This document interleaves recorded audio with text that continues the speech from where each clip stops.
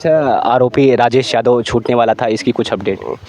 जी भैया, high court माननीय न्यायालय ने उनकी बेल मंजूर कर दी है। अब छूटे हैं कि नहीं ये अपडेट मुझे नहीं मालूम है। सच्चाई जहाँ तक होती है वो छुपती नहीं है और सच्चाई की ही जीत होती है। भैया लेकिन उसके लिए बहुत लंबी लड़ाई लड़नी पड़ेगी। लड़नी पड़ेगी तो आप एक बाप हैं, बेटे के लिए तो लड़ सकते ही हैं।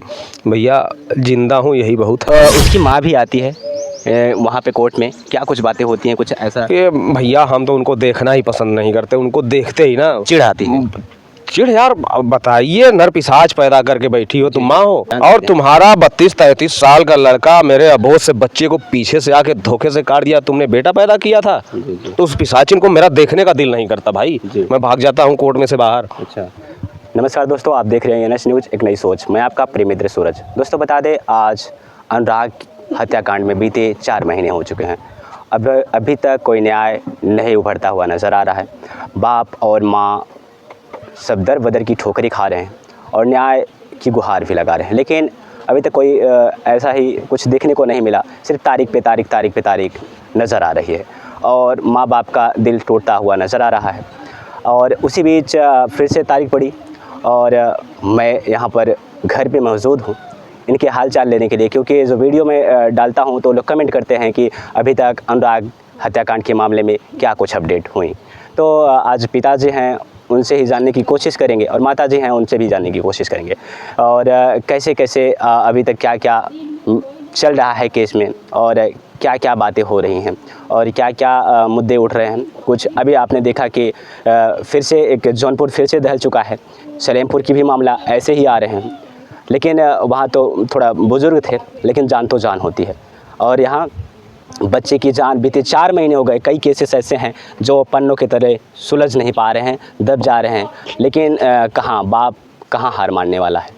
जो बेटा को कंधा देता है बाप जीते जी, तो उसके ऊपर तकलीफ़ का इतना पहाड़ होता है दोस्तों, वो हम अपने लफ्ज़ों में कैसे बयां कर सकते हैं। बाप से ही जानने की कोशिश करते हैं।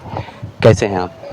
जी ठीक हूँ, दवा चल रही है, बीपी बढ़ जाता है बार बार। जी, तो दवा खा खा के हूँ। जी। तो अभी तक क्या केस में कुछ आगे बढ़े प्रोसेस? जी भैया, केस चल रहा है, अब कानूनी प्रक्रिया है, उसमें विलम्ब थोड़ा होगा ही। जी। और मैं हमेशा से कहता आया हूँ कि माननीय न्यायालय का सम्मान करता हूँ, मैं कानून व्यवस्था का सम्मान करता हूँ, शासन प्रशासन का सम्मान करता हूँ, और उसी बेस पे मैं जिंदा हूँ कि आज नहीं कल न्याय तो मिलेगा ही। जी। तो 10 को फिर से डेट मिली हुई है। जी। उनके वकील साहब ने माननीय तहसीलदार जी से कहा जी कि हमको सर एक मौका और दीजिए। जी। तो उन्होंने कहा ठीक है, एक मौका और ले लीजिए। तो देखिए कौन सा साक्ष्य प्रूव करने के लिए भी एक मौका? अब देखिए वो क्या प्रस्तुत करते हैं, अब ये तो वही जान सकते हैं ना। वो कुछ ना कुछ झूठ मनगढ़ंत कुछ बनाएंगे। अभी तक तो सब झूठा ही सुना के चले आ रहे हैं। भैया आप अपनी आंखों से देख सकते हैं कि सच्चाई क्या है, झूठ क्या है। जी। अपनी आंखों से आपने देखा भी कि उन्होंने कितना कब्जा किया हुआ है उनका। उनको मेरा घर भी चाहिए था, मेरा खेत भी चाहिए था, और जो सामने बगीचा है वो भी चाहिए था। सब कुछ तो आप अपनी आंखों से देख ही रहे हैं। तो उनको सब तो चाहिए था, तो झूठ के बिना पे ही तो ले रहे थे। जी। सच्चाई तो उनके पास है नहीं, कुछ ना कुछ झूठ में ऐसा प्रूफ जरूर ही दे देंगे कि मामला लटक जाए। लेकिन सच्चाई जहाँ तक होती है वो छुपती नहीं है और सच्चाई की ही जीत होती है। भैया लेकिन उसके लिए बहुत लंबी लड़ाई लड़नी पड़ेगी। तो आप एक बाप हैं, बेटे के लिए तो लड़ सकते ही हैं। भैया जिंदा हूँ यही बहुत है। जी। और मेरा सपना, मेरा जीवन सब कुछ था यार। जी। मैं क्या बताऊँ।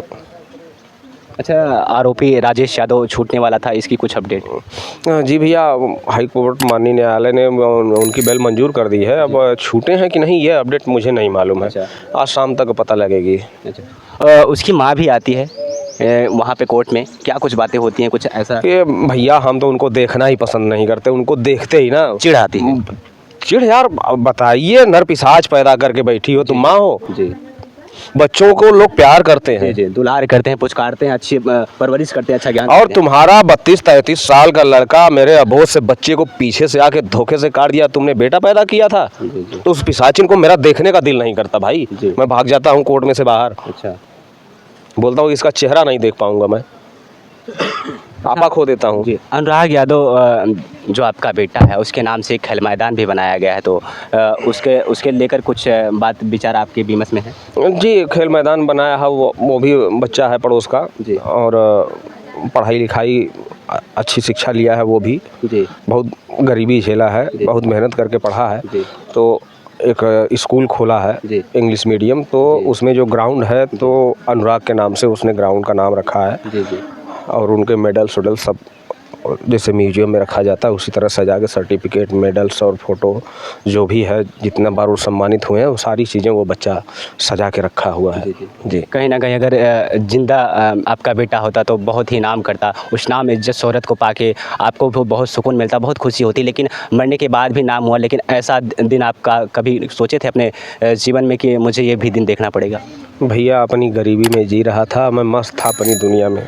जी खेत बाड़ी ज़मीन जायदाद बेच देता था, जी। उस बच्चों के पीछे लगा देता था, कहीं काम करने जाता था, कोई प्रॉब्लम होती थी, इकलौता मैं भी हूँ तो घर पे भाग के आना पड़ता था, तो कुछ कर नहीं पाता था, तो सब कुछ कर देता था। मेरी मिसेज मुझे डांटती थी कि अरे बेच दिए तुम, तो हम कहते थे कि यार जिसके लिए है उन्हीं के लिए बेच रहा हूँ, सारे पैसे तुम ले लो, तुम ही खर्चा करो।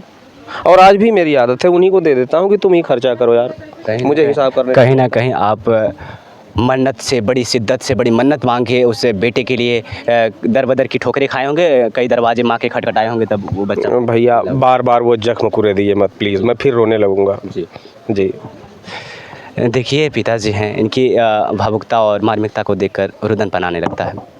और जाते जाते एक छोटा सा क्वेश्चन रहेगा कि आप लोग जानना चाहते थे इस केस में क्या अपडेट हो रही है, तो अभी अपडेट्स जो हैं 10 तारीख को फिर से तारीख पड़ी है। ऐसे ही तारीख अब कितने दिन तक ये तारीख चलेगी? ये लास्ट डिसीजन है या कुछ और भी तारीख पड़ेगी? अब भैया मैं भविष्य तो बता नहीं सकता कि कैसे क्या होगा।